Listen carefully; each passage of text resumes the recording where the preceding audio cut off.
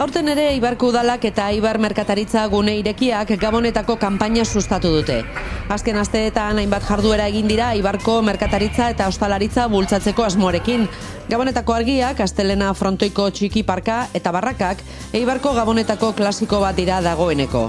Oraingo honetan 3 puntutan banatu dira barrakak, Txantxazelai, Urkizu eta Toribio Etxebarriako ambulatorioaren aurrean dagoen parkea. Untzagan jarri den izotz parrapasa izan da urtengo nobedade nagusia. Arrakasta itzela izan du txikienen artean.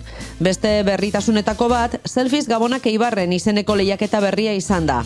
Gabonetako argiak atzealdetza hartuta, selfie bat egin eta Instagram edo Facebook sare sozialetara igo behar zen Gabonak Eibarren trabolarekin. Parte hartzaileak sosketa batean sartu dira eta irabazleak 500 euroko saria eskuratu du tokiko produktuen otar batek, Kolisoaren laguna 2025 bitxartelek eta Erosi Ibarren txartelek osatuta.